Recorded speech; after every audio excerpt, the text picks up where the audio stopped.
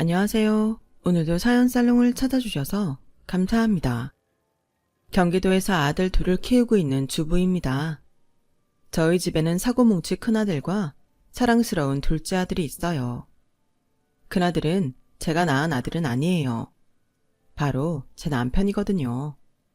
덩치만 컸지 어찌나 철도 없고 손도 많이 가는지 40도 안 된 제가 흰머리가 날 지경이랍니다. 그런데 이 철딱서니 남편이 제 인생의 천적한테 제대로 복수를 해준 거 있죠. 어찌나 기특하던지 동네 방네 소문내고 싶어서 이렇게 사연을 보내게 되었습니다. 남편과 제가 만나게 된 건 생각지도 못한 사고 때문이었어요. 당시 우리는 고등학생으로 학교는 달랐지만 같은 학원을 다니고 있었어요. 학원 강의실에서 1년 넘게 같이 수업을 들었지만 학교가 달랐던 탓에 이름과 얼굴 정도 아는 게 다였어요. 말 한 번 섞어본 적이 없을 정도로 서로에 대해 무관심했었죠. 그러던 어느 날이었어요. 평소대로라면 학원에 갈 일이 없는 토요일 오후였지만 그날은 1학기 기말 보충 수업이 있어서 학원으로 향했죠. 정규 수업이 아니다 보니 학원은 한산했어요. 보충 수업이 있는 애들만 나왔거든요. 수업을 마치고 엘리베이터를 탔는데 그게 갑자기 멈춰버린 거예요. 엘리베이터 안에는 저와 남편 단 둘뿐이었죠. 비상벨을 누르고 경비 아저씨한테 엘리베이터가 멈췄다고 얘기했지만 주말이라 수리기사가 늦는다며 1시간쯤 기다려야 한다고 하더군요. 1시간. 생각하기에 따라 길지도 짧지도 않은 시간이지만 저한테는 마음 것보다 더 긴 시간이었어요. 저는 폐소공포증이 있어서 밀폐된 좁은 공간에 오래 있을 수가 없거든요.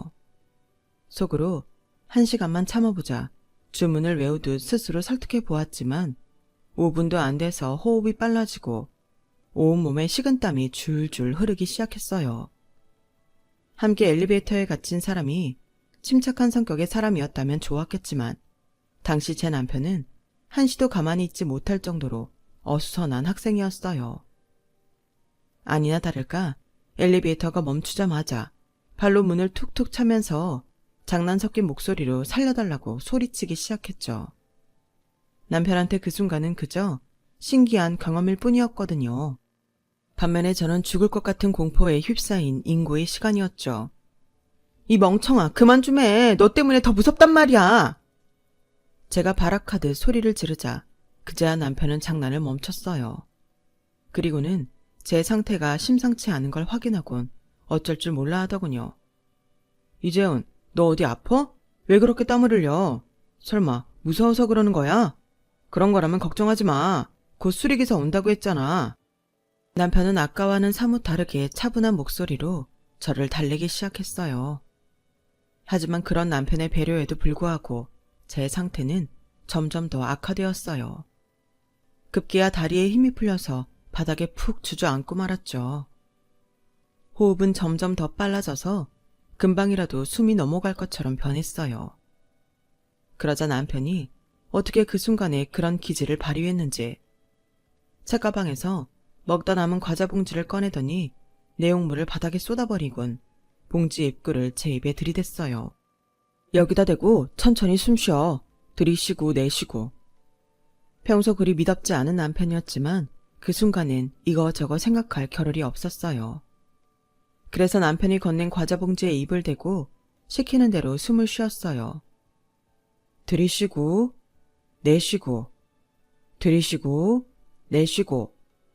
남편의 목소리를 따라 호흡을 하다 보니 점차 과호흡이 잦아들고 정상적인 호흡으로 돌아왔어요. 잘했어 이재은. 조금만 기다리면 사람 올 테니까 그때까지만 참아보자. 할 수 있지? 고마워. 근데 넌 이런 거 어디서 배웠어? 아, 그거 예전에 미디에서 봤어. 거기선 종이봉투 같은 걸로 하던데 이 대신 잇몸이라고 과자 봉투도 쓸만하네. 그날의 남편은 평소에 장난기 많은 철부지 고등학생이 아니라 세상 누구보다 든든한 남자로 보였어요. 나중에야 안 사실이지만 사실 그때 남편도 겁을 많이 먹은 상태였더라고요. 언제 엘리베이터가 바닥으로 떨어질지 모른다는 공포에 휩싸였지만 제 앞에서 겁먹은 척하기 싫어서 일부러 장난치듯 살려달라는 소리도 질러보고 발로 문짝도 걷어찼던 거였죠. 그러다 제 상태를 보고는 오히려 정신이 확 들더래요. 난 그때 당신이 그러다 죽는 줄 알았어. 생각해봐. 안 그래도 무서운데 당신마저 내 앞에서 죽어버리면 난 시체랑 같이 엘리베이터에 갇혀 있어야 하는 거잖아. 생각만 해도 끔찍하더라고. 그러니 어쩌겠어? 정신 바짝 차려야지. 물론 정신이 든 이유가 시체와 한 공간에 있기 싫어서 그랬다는 게 홀딱 깨지만 말이에요. 아무튼 그날 한 공간에서 위험한 상황에 처했던 우리 두 사람은 그날 이후 이전과는 달리 꽤 친해졌어요. 서로 각자의 이상형과는 거리가 멀었지만 이상하게도 이성적으로 호감이 생기기도 했고요. 이런 걸 두고 흔들다리 효과라고 한다더라고요. 심리적으로 긴장한 상태일 때 함께 있는 이성한테 호감을 느끼게 되는 현상이죠. 아무튼 그 일을 계기로 친해진 우리 두 사람은 그의 여름방학이 시작하던 무렵부터 사귀기 시작했어요. 차분한 성격에 소심하기까지 한 저와 ADHD 증후군이 의심될 정도로 산만하고 철이 없는 남편은 누가 봐도 안 어울리는 커플이었어요. 사실 사귀는 동안에도 성격 차이로 엄청 싸우긴 했지만 냉전은 그리 오래가지 못했어요. 저는 평소 화를 잘 내지는 않지만 한번 화가 나면 뒤끝도 길고 화가 풀리기까지 엄청 오래 걸리는 타입인데 제 남편은 저와는 완전 반대거든요. 화도 잘 내고 화도 금세 풀리는 사람이죠. 그러니 화를 내고 있는 저를 가만히 두고 볼 리가 없었어요. 제가 화가 나 있을 때마다 남편은 제게 애교도 부리고 짓궂은 장난을 쳐가면서 어떻게든 저랑 화해를 하고야 말았어요. 그러니 어쩌겠어요. 제가 져주는 수밖에요. 이런 남자랑 오랜 시간을 함께하다 보니 그 사이 제 성격이 많이 변하긴 했지만 그래도 가끔은 남편의 장난기가 선을 넘는 통에 1년에 한두 번은 말 그대로 개싸움을 벌이기도 해요. 그럼에도 불구하고 결혼까지 이어진 걸 보면 우리가 인연은 인연이었던 모양이에요. 고2 여름부터 사귀기 시작한 이후로 학교도 학원도 같이 다니며 늘 붙어있던 우리는 대학에 입학을 하면서 떨어져 지내게 되었어요. 저는 서울에 있는 대학에 들어갔고 성적이 안 좋았던 남편은 지방에 있는 대학에 들어가게 되었거든요. 그랬더니 어머님이 은연중에 제 탓을 하시더라고요. 재현이 너한텐 좀 섭섭하다 얘. 둘이 그렇게 죽고 못살게 붙어 다니더니 공부는 너 혼자만 한 거야. 기왕 공부하는 거 우리 동석이도 좀 끼워주면 좀 좋아. 그랬으면 니들이 이렇게 떨어져 지낼 일도 없었잖아. 엄마, 내가 지방대 간 게 왜 지은이 탓이야. 내가 공부 안 해서 그런 거지.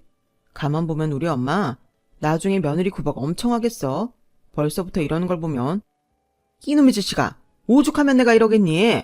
연애는 둘이 했는데 하나는 서울에 있는 대학 가고 내 자식만 지방대 가니까 화딱지가 나서 그러지. 아우 속 터져. 어머님 마음이 이해가 안 가는 건 아니지만 그때는 그 말이 가시처럼 가슴에 박히더라고요. 저라고 남편한테 공부하란 소리를 안 했겠어요. 귀에 딱지가 않도록 말을 했지만 게임에 빠져서는 PC방 죽돌이로 사는 걸 제가 어쩌겠어요. 하지만 어머님 말대로 남편이 지방에 내려가 살게 되니까 아쉬운 건 우리 두 사람이었어요. 이제 겨우 성인이 돼서 둘이 할 수 있는 것도 갈 수 있는 곳도 많아졌는데 만날 시간이 없어서 못하게 됐으니 말이에요. 게다가 남편은 군대까지 가야 해서 도합 6년을 떨어져 지내야 할 판이어서 뭔 수를 내든지 해야 했어요. 생각 끝에 찾아낸 건 편입이었어요. 공부에는 취미가 없는 남편을 어르고 달래가며 공부를 시켰고 군 복무 중에는 주말에 면회까지 가서 편입 준비를 도왔어요. 그리고 드디어 남편이 편입에 성공해 인서울 대학에 들어가게 되었어요. 남편의 편입을 도왔다는 이유로 저는 시댁에서 영웅 대접을 받게 되었죠. 네가 낳은 아내다. 어떻게 우리 동석이를 서울에 있는 대학까지 보내니? 내가 낳은 아들이긴 하지만 그놈이 어디 책상 앞에 앉아야 공부할 놈이니? 그런 걸 편입까지 합격시킨 거 보면 네가 보통 재주가 있는 애가 아니야. 아줌마 눈에는 재현이 네가 강남 쪽집게 강사보다 더 대단해 보여. 재현아, 너 못 갖고 싶니? 말만 해. 아줌마가 다 사줄게. 편입시험에 합격한 사람은 남편이었지만 수고했다는 말을 들은 건 저였어요. 저희 집이 시댁에 비해 한창 기우는데도 결혼을 흔쾌히 허락해 주신 것도 그때의 일이 큰 몫을 했죠. 남편의 성격이나 행동만 봐서는 형제 많은 집 막내거나 외동아들처럼 보이지만 의외로 제 남편은 이남 일녀 중 장남이에요. 어머님 말씀으로는 어릴 때부터 집안 어른들 사랑을 독차지하고 자라서 첫째임에도 철이 덜 든 것 같다고 하시더라고요. 오히려 맞이 노릇을 한 건 시동생이었어요. 형이 변변치 않으니 어릴 때부터 자기가 맞이 노릇을 도맡아 하다 보니 지금에 와서는 습관처럼 굳어버린 거죠. 가끔은 시동생을 볼 때마다 안 됐다는 생각이 들곤 해요. 정작 맞이 노릇을 다 하면서도 맞이 대접은 못 받고 사니까요. 그래서 남편과 연애하던 시절부터 시동생한테 신경을 많이 써주다 보니 시댁 식구들 중에선 가장 편한 사이가 되었어요. 저랑은 성격이 많이 비슷해서 남편보다 잘 통하는 부분이 많다는 것도 이유라면 이유겠네요. 덕분에 결혼 후에도 시동생한테 이런저런 도움을 많이 받았어요. 그래서 지금은 아쉬움이 더 크지만요. 남편보다 먼저 사회생활을 시작하게 된 저는 한동안 소녀 가장 노릇을 해야 했어요. 대학 졸업을 앞두고 아빠가 갑자기 돌아가시면서 많은 것들이 변했거든요. 1년 넘게 투병 생활을 하신 탓에 생활이 많이 어려워졌어요. 전업주부였던 엄마가 일을 시작하기는 했지만 벌이는 시원찮았어요. 나이도 있고 경력도 없어서 회사 취직은 불가능했고 고작 해야 파출 사무소를 통해 식당 설거지나 도시락 공장 아르바이트를 했거든요. 그래서 제 월급은 가뭄에 내린 단비 같은 존재 같았어요. 익숙치 않은 회사 일과 가장의 무게까지 짊어진 저는 한가롭게 연애를 즐길 여유가 없었어요. 하지만 남편은 그런 저를 이해하지 못했어요. 자기랑 놀아주지 않는다고 투정만 부려댔죠. 야, 이재은, 너 좀 너무한 거 아니냐? 취업 준비로 바쁘대서 취직만 하면 나아질 줄 알았더니 어떻게 지금이 더 바쁘냐? 혹시 너 남자 생긴 거야? 그래서 날 찬밥 취급하는 거 아니냐고. 재은이 너 그러는 거 아니야. 취직 좀 했다고 어떻게 사람이 이렇게 변하냐? 이동석, 정신 차려. 내가 지금 연애나 할 정도로 한가한 처지인 줄 알아? 넌 부모님이 주시는 돈으로 학교 다니고 놀러도 다닐 수 있겠지만 난 너랑은 처지가 달라. 내가 벌어서 식구들 먹여 살려야 한다고. 그뿐인 줄 알아? 학자금 대출금도 갚아야 하고 내 동생 등록금도 도와야 해. 남자 생겼냐고? 철딱선이 없는 남자친구 하나로도 이렇게 벅찬데 내가 누굴 더 사귀겠니? 안 그래도 힘들어 죽겠는데 옆에서 칭얼대지 말고 제발 나 좀 내버려둬. 일 때문에 바쁘다는 핑계로 오랜만에 만나서 한다는 소리는 고작 이런 거였어요. 이런 날이 이어지다 보니 둘 사이는 소원하게 되었고 그러다 결국 남편과 헤어지게 되었죠. 오랜 시간을 함께했지만 헤어지는 건 한순간이더군요. 그때는 이별의 아픔이고 뭐고 생각하며 힘들어할 겨를도 없었어요. 사는 게 더 절실했으니까요. 다행히 엄마가 동네 마트 야채 코너에 정직원으로 들어가게 되면서 생활은 조금 안정되었고 저도 연차가 늘어가면서 전보다는 물질적으로도 심정적으로도 많이 안정이 되었어요. 그러는 사이 남동생은 군입대를 하게 되었죠. 모처럼 주말에 엄마를 모시고 남동생 면회를 갔는데 동생이 뜬금없이 제 남편 소식을 묻더라고요. 누나, 동석이 형이랑은 연락 안 해? 그러지 말고 다시 만나지 그래. 형은 아직도 누나 못 잊은 것 같은데. 됐어. 걔 얘기 내 앞에서 꺼내지 마. 난 더 이상 그 자식 뒤치다거리 하고 싶지 않으니까. 지금 나한테 필요한 건 내가 챙겨야 할 철없는 남친이 아니라 내가 기댈 수 있는 남자라고. 동석이는 아니야. 그러자 동생이 잠시 고민을 하더니 그러는 거예요. 실은 형이 말하지 말라고 해서 그동안 입 다물고 있었는데 사실 그동안 형이 나 많이 도와줬어. 등록금도 대주고 용돈도 그렇고. 누난 그거 몰랐지? 내가 알바해서 돈을 벌면 얼마나 한다고. 매번 등록금을 책임질 수 있었겠어? 다 형이 도와줬으니까 가능했던 거지. 그 형이 보기에는 철없이 헬렐레 한 것 같지만 그래도 속이 깊은 사람이야. 우리 집 어려워지고 돈 때문에 쪼들릴 때마다 누나 몰래 돈 주고 간 것도 여러 번이야. 누나 취업 준비로 바빴을 때도 형이 방학 때 막노동해서 번 돈 고스란히 주고 갔어. 누나 힘드니까 돈 필요하면 언제든 자기한테 말하라고 하면서. 세상에 그런 남자가 또 어딨냐? 남자는 남자가 잘 아는데 그 형은 진짜 진국이야. 그러니까 딴 여자가 채가기 전에 누나가 다시 잡아. 야, 그 얘기를 왜 이제야 해? 난 그것도 모르고 헤어질 때 얼마나 상처를 줬는데. 쥐구멍이라도 숨고 싶은 심정이었어요. 늘 어리다고만 생각했던 남편이 오히려 나보다 더 어른스러운 사람이었다는 걸 깨닫자 얼굴이 화끈거릴 정도로 창피하더라고요. 그래서 며칠을 고민하다가 적어도 고맙다는 말 정도는 해야 하지 않을까 싶어서 남편한테 문자를 보냈어요. 그랬더니 바로 전화가 걸려오더라고요. 남편은 마치 아무 일도 없던 것처럼 예전 그대로 저를 대하더라고요. 재은아, 주말에 뭐해? 나 보고 싶은 영화가 있는데 보러 가자. 영화? 제목이 뭔데? 무방비 상태였던 저는 남편 페이스에 휘말려 얼떨결에 영화를 보러 가기로 약속을 했고 그렇게 1년 반 만에 남편을 다시 보게 되었어요. 오랜만인데도 남편은 여전하더라고요. 오히려 그래서 어색하지 않고 편했어요. 영화를 보고 밥을 먹고 아이 쇼핑을 하다가 맥주를 마시게 되었죠. 그리고 미리 준비해간 돈 봉투를 내밀었어요. 동생한테 들었어. 그동안 내 동생 등록금도 대주고 용돈도 챙겨줬다고. 고마워. 이거 얼마 안 되지만 받아줘. 나머지는 내가 버는 대로 갚을게. 야, 이재훈, 너 정말 왜 이러냐?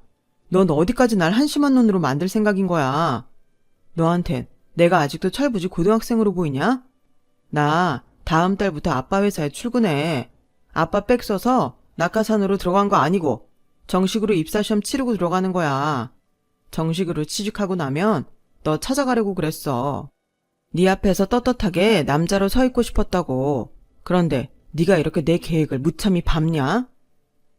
남편은 눈물이 그렁한 눈으로 저를 째려봤어요. 그 모습이 마치 상처 입은 강아지 같더라고요. 미안해. 너 무시해서 그런 거 아니야. 난 그저 고마운 마음에. 아니, 겉보다 우린 이미 헤어진 사이니까 돌려주는 게 맞다고 생각해서 그랬어. 정말 미안해. 고마워서 그러는 거면 돈은 필요 없어. 대신 우리 다시 만나. 이번엔 내가 어른스러운 모습 제대로 보여줄게. 그래도 싫으면 그때 헤어지면 되잖아. 재현아, 우리 다시 시작하자. 응? 그날 남편과 만난 이후 우리는 다시 연애를 시작했어요. 어른스러운 모습을 보여주겠다던 남편은 여전히 철없는 모습 그대로였지만 그래도 이 세상에 내가 기댈 수 있는 유일한 사람 같다는 생각은 지울 수 없었어요. 그리고 2년 뒤 우리는 결혼을 했어요. 저희 집 사정을 생각해 시댁에서 도움을 많이 주셨어요. 덕분에 크게 무리하지 않는 선에서 결혼 준비를 할 수 있었죠. 결혼을 하고 이듬해 저는 임신을 했는데 임신 중독으로 몸이 많이 안 좋아서 회사를 그만둘 수밖에 없었어요. 어렵게 들어간 회사였지만 그땐 그게 최선이었죠. 출산 후에는 육아를 하느라 1년간 전업주부로 살았어요.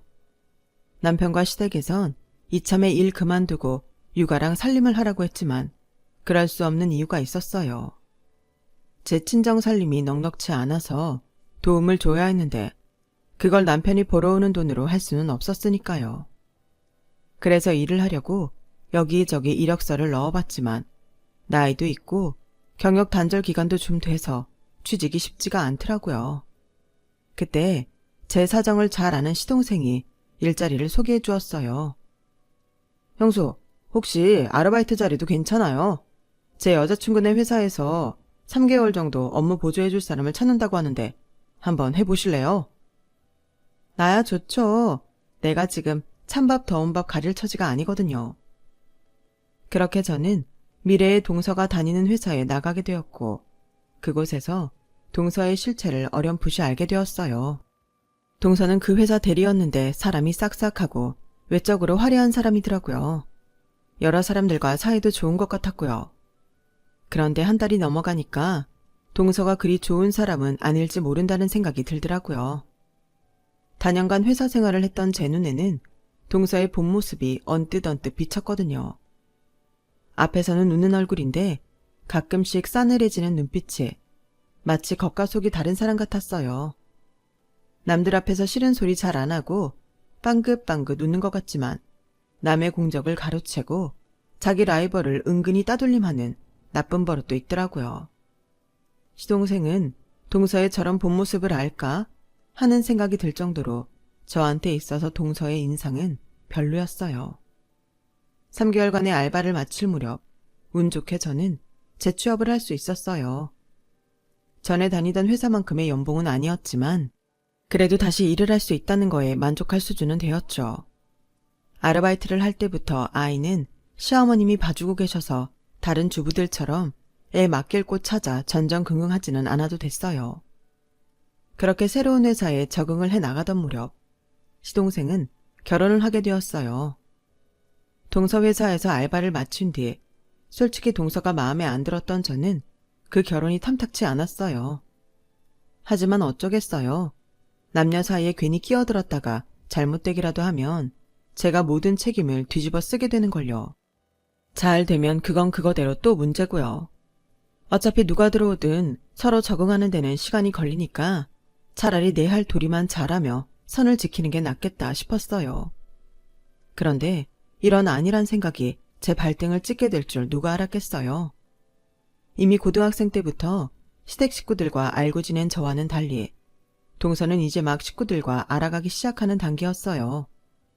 그래서 어떻게든 잘 보이려고 노력하는 게 보이더라고요.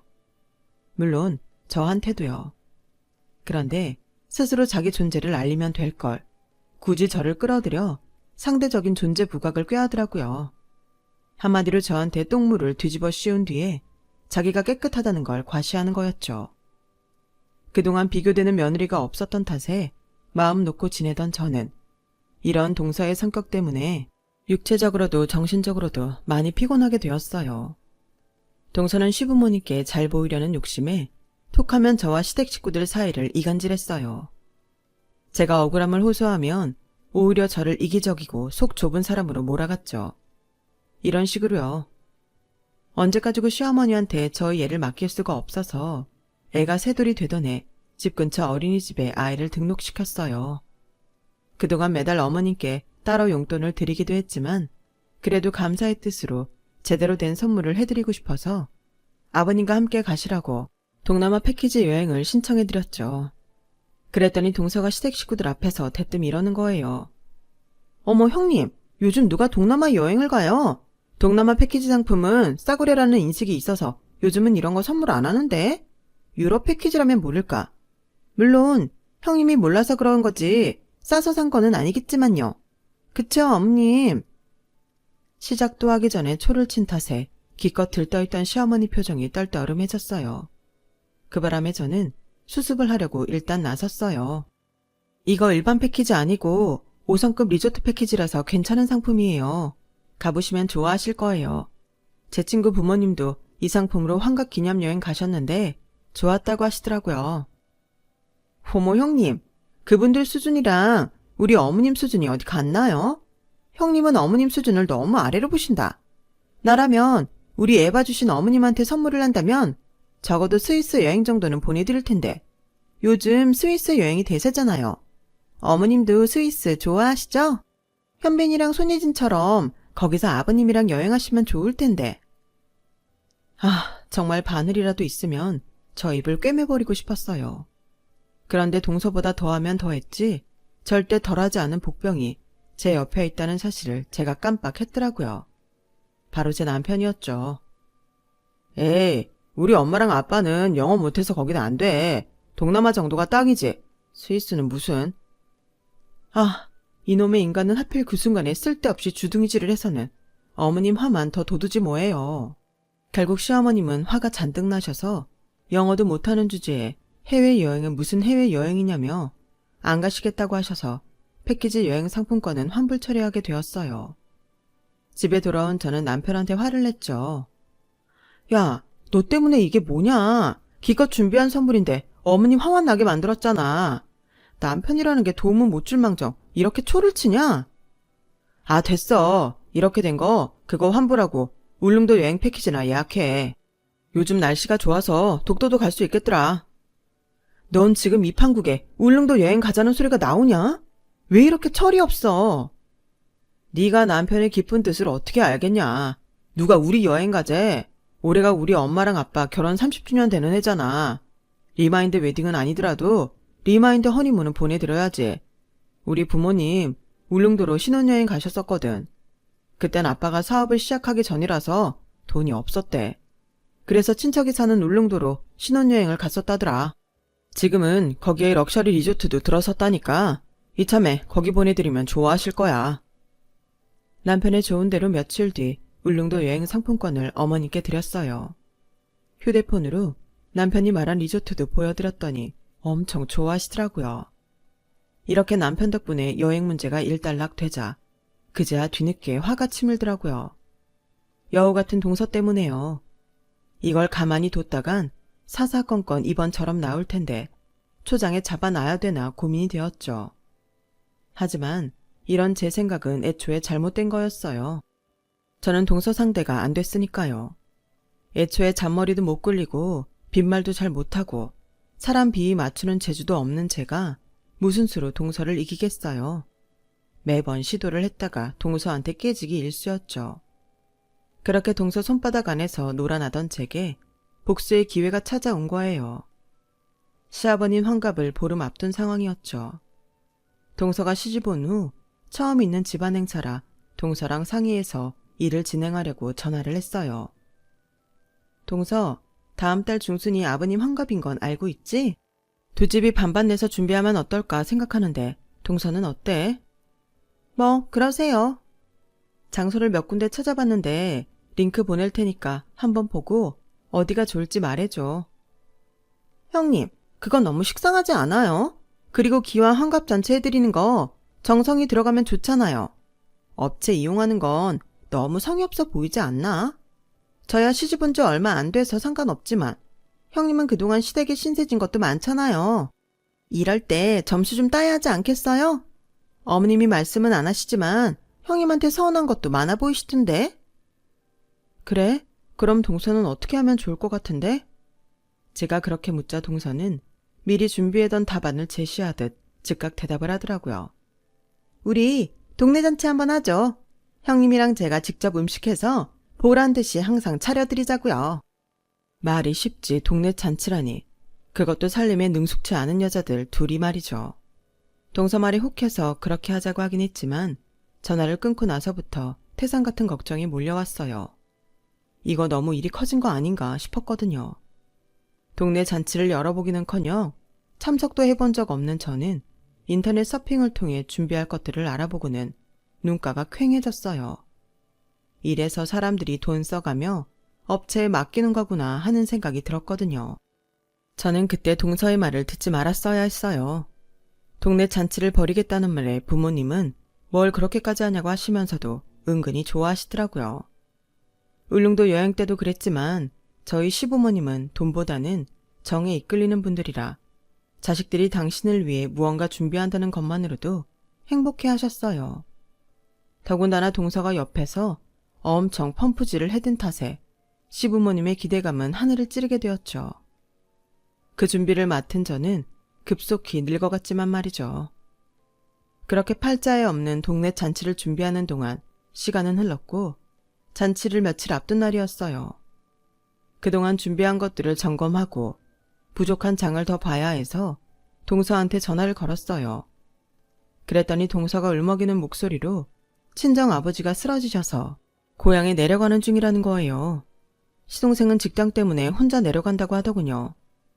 동서, 너무 걱정하지 마. 괜찮으실 거야. 일단 여기 일은 내가 알아서 해볼게. 형님, 정말 죄송해요. 제가 잔치 전날엔 서울 올라가니까 그때 가서 도울게요. 그렇게 전화를 끊은 뒤 환갑 전날이 되도록 동서는 연락이 되지 않았어요. 시동생한테 물었더니 의아한 표정으로 그러는 거예요. 장인어른이 쓰러지셨대요. 저한텐 해외 출장이 잡혀서 일본에 간다고 그랬는데요. 네? 아니, 그게 무슨 소리예요? 출장이라뇨. 나한테 분명히 친정 아버지가 위독하시다고 했는데?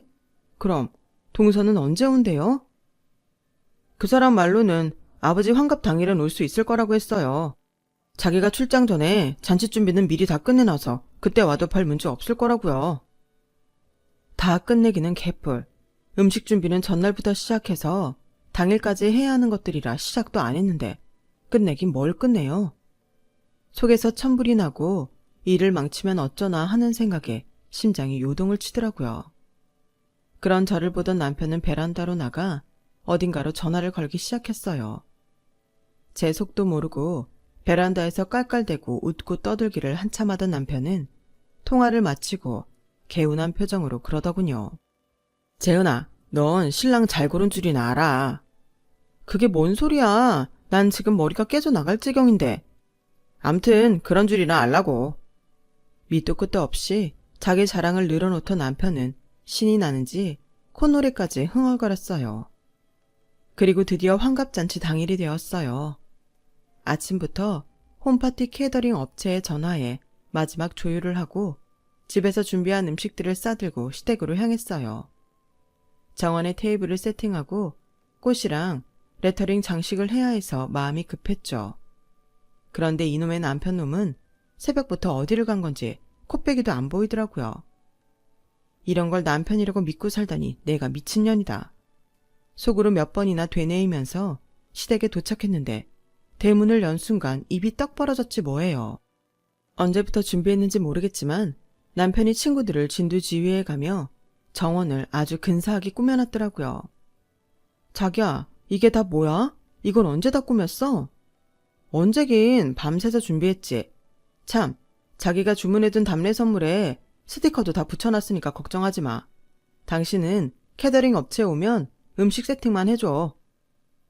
평소 믿음은커녕 사고나 치지 않으면 다행이라고 노래했던 남편은 일당백 노릇을 하며 잔치 준비를 완벽하게 끝내주었어요.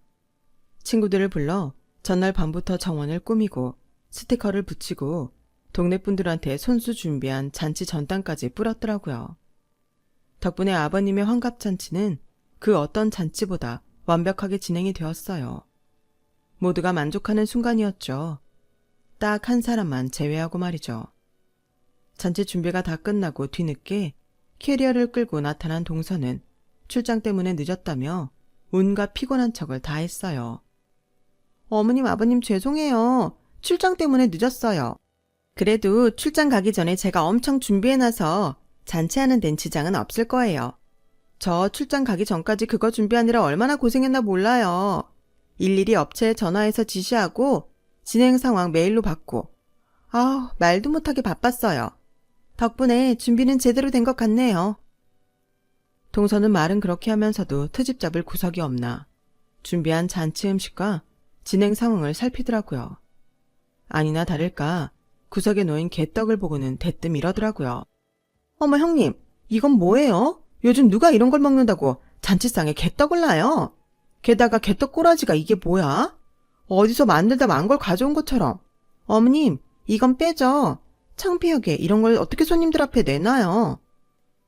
동서는 호기롭게 개떡을 담은 트레이를 집어들었어요. 그러자 시어머님 얼굴이 울그락불그락해졌고 이를 본 아버님은 동서 손에서 트레이를 뺏어선 다시 제자리에 두셨어요. 다른 건 몰라도 이건 건들지 마라. 내가 좋아한다고 네 시어머니가 직접 쑥까지 뜯어다 손에 물이 들도록 다듬고 씻어가며 손수 만든 음식이다. 네 눈에는 하찮게 보일지는 몰라도 여기에 들어간 정성은 돈으로도 못 사는 거야. 업체에 전화통화 몇 번 했다고 일 다 한 것처럼 생색내는 너는 잘 모르겠지만 말이다. 근데 둘째 아가 네 말로는 사람을 속일 수 있을지 모르겠지만 눈으로는 못 속일 모양이다. 어떻게 일본으로 출장 간 애가 캐리어엔 방콕 수화물 딱지를 붙이고 있냐? 왜? 시애비가 영어 못한다고 읽는 것도 못할 줄 알았니? 나이가 들면 말이다. 눈은 침침해져도 사람 보는 눈이 더 또렷해지는 법이다. 그간 네가 식구들 앞에서 그네를 은근히 망신 주려고 했던 거 우리가 모를 거라고 생각하니? 시간이 지나면 잘못을 깨닫고 변하겠지 싶어 뒀는데 이젠 안 되겠구나. 앞으로 한 번만 더 큰애한테 함부로 굴면 그때 네 친정으로 돌려보낼 테니 그렇게 알아라. 그리고 큰애야, 이번에 잔치 준비하느라 고생 많았다. 못난 내 아들놈 데리고 살아주는 것도 고마운데 시집 와서 이날 이때까지 시부모 챙기고 시동생의 시누이까지 챙기느라 고생 많았지? 내 그 보답으로 너한텐 선물을 해주마. 아버님이 제게 주신 선물은 다름 아닌 땅이었어요. 앞으로 가격이 많이 오를 거라시며 절대 팔지 말고 10년은 묵혀두라고 하시더군요. 그날 아버님의 환갑잔치는 무사히 잘 치를 수 있었고 그날을 기점으로 동서는 제 앞에서 꼬리를 내리게 되었어요. 출장을 간다고 해놓고 친구들과 태국으로 여행을 간 사실까지 밝혀지면서 집안에서 동서의 입지는 손바닥보다 좁아졌거든요. 반면에 저는 효부 소리까지 듣게 되었고요. 게다가 이번 일로 남편에 대한 애정까지 활활 타오르면서 둘째 준비에 힘쓰고 있답니다. 철없는 남편과 살면서 속 썩을 일도 많았지만 이렇게 행복할 날도 있는 거 보니 제 인생도 제 남편을 닮은 것 같네요. 지금까지 제 사연을 들어주셔서 감사합니다. 여러분의 일상도 소중한 가족들과 행복하시길 진심으로 바랍니다. 건강하세요. 여러분, 사연 댓글에 응원과 현명한 조언 부탁드려요. 좋아요와 구독은 저에게 큰 힘이 됩니다. 오늘도 좋은 일 가득하세요.